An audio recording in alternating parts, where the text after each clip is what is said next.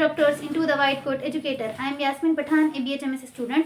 आज हम देखेंगे इंडोक्रिनोलॉजी का next topic that is of the adrenal cortex और उसके हार्मोन्स के बारे में।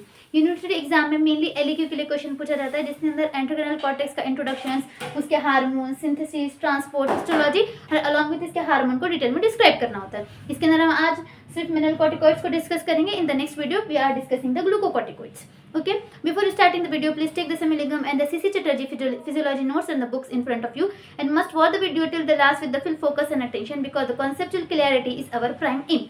So let's begin the video. सबसे पहले एड्रिनल कॉर्टेक्स, इसके इंट्रोडक्शन में क्या लिखेंगे हम?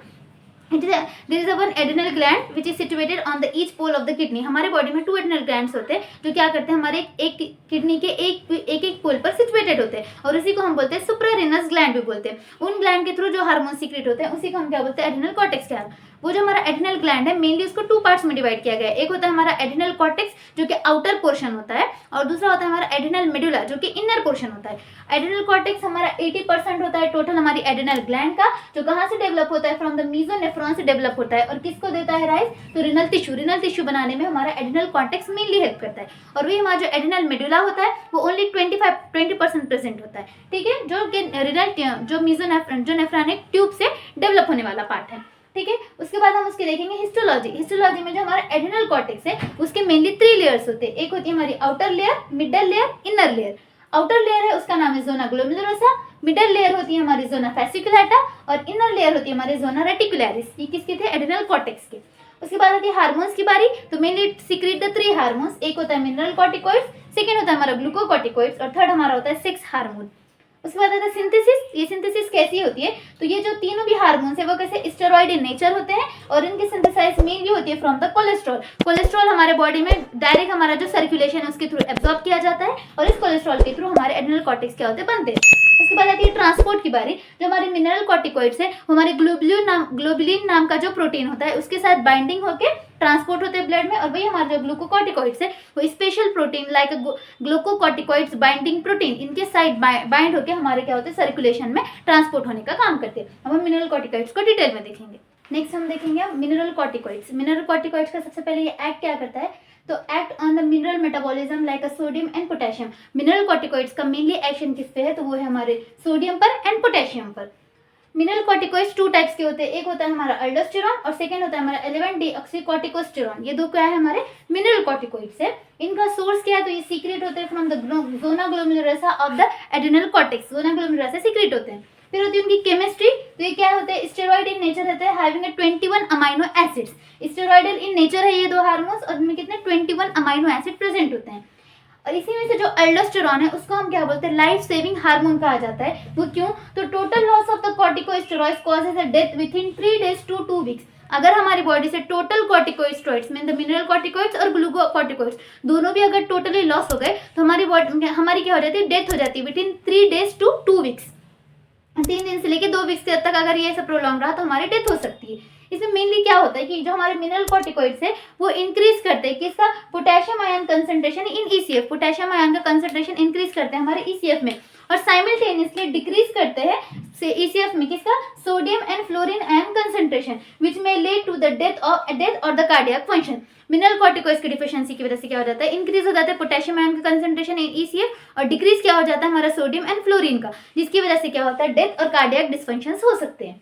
उसके बाद आते हैं फंक्शंस कि हमारा जो अल्डोस्टेरॉन है और मिनरल कॉर्टिकॉइड्स है उनके फंक्शंस क्या है, तो increase the reabsorption of the sodium from the renal tubule. Renal tubule से सोडियम एब्जॉर्ब कराने का काम करते हैं और वही क्या करते हैं, increase the secretion of the potassium in the renal tubule. Renal tubule से ऑब्जॉर्ब क्या करेंगे, सोडियम, और रिनल ट्यूब्यूल में सीक्रेट क्या करेंगे, तो पोटेशियम। नेक्स्ट अब हम देखेंगे एक्शन ऑफ अल्डोस्टेरॉन की। अल्डोस्टेरॉन की क्या क्या पे किस किस पर एक्शन होती है, तो अल्डोस्टेरॉन मेनली 4 थिंग्स पे एक्ट करता है। एक होता है हमारा action on sodium, action on the ECF volume, action on the blood pressure and action on the potassium. One by one हम इसको डिटेल में देखेंगे। सबसे पहले एक्शन ऑन द सोडियम, तो सोडियम पे हमारे अल्डोस्टेरॉन का क्या एक्शन होता है, तो act of distal convoluted tubule and the collecting duct and increase the reabsorption of the sodium। हमारा अल्डोस्टेरॉन क्या करता है कि हमारे जो कलेक्टिंग डक्ट है और डिस्टल कन्वोल्यूटेड ट्यूब्यूल है उसके ऊपर एक्ट करके रीएब्जॉर्ब करता है, किसका, हमारे सोडियम का रीएब्जॉर्ब करता है। In case of the hyposecretion, जब हमारे अल्डोस्टेरॉन का हाइपर सिक्रेशन हो जाता है तो हमारे जो डिस्टल कन्वोल्यूटेड ट्यूब्यूल और रिनल ट्यूब्यूल से कम अमाउंट में क्या होता है, सोडियम एक्सक्रीट किया जाता है। लेकिन वही in case of the hyposecretion, जब सोडियम का ज्यादा अमाउंट में हाइपर सिक्रेशन हो जाता है, तब क्या होता है, हमारा जो सोडियम है वो ज्यादा अमाउंट में यूरिन के थ्रू एक्सक्रीट कर दिया जाता है up to the 20 UG per day, ठीक है। उसके बाद हमारा आता है action on the ECF volume.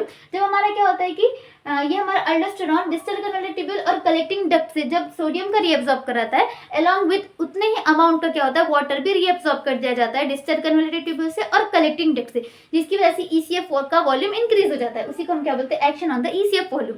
तो ये क्या करता है, along with sodium it reabsorb the water from the distal converted tubule and the collecting duct and increase the ECF volume. कौन करता है, aldosterone.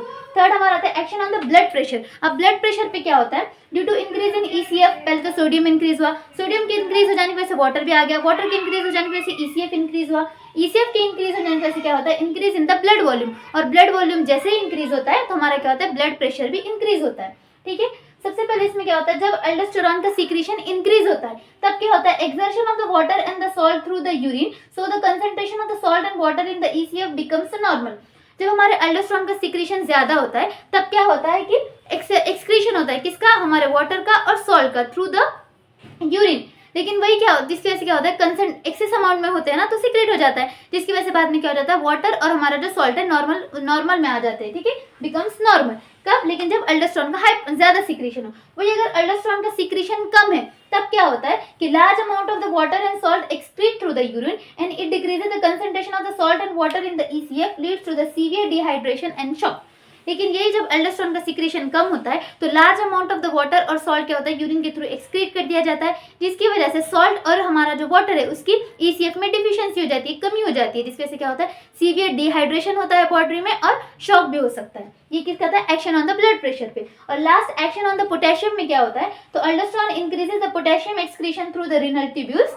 When the aldosterone deficiency potassium ion increase in the ECF and leads to the hypercalcemia and the cardiac toxicity। इसमें क्या होता है action of the potassium में कि aldosterone क्या कराता है, पोटेशियम को एक्सक्रीट कराता है यूरिन से, किसके थ्रू, रिनल ट्यूब्यूल्स के थ्रू। लेकिन वही जब अल्डोस्टेरॉन की डिफिशियंसी होगी तब क्या होता है, हमारे कैल्शियम आयन का कंसंट्रेशन ईसीएफ में इंक्रीज हो जाता है, जिसकी वजह से हाइपोकैल्केमिया, कार्डियक टॉक्सिसिटी और एथेरोस्क्लेरोसिस जैसी प्रॉब्लम हो सकती है। ये था हमारा एड्रिनल कॉर्टेक्स, उसका और बस एक हार्मोन मिनरल कॉर्टिकॉइड्स। इसके सेकंड पार्ट में हम ग्लूकोकॉर्टिकॉइड्स को डिटेल में एक्सप्लेन करेंगे। If you like this video, like, share and subscribe to my channel white coat educator. For the more informative videos and notes, join our Telegram channel.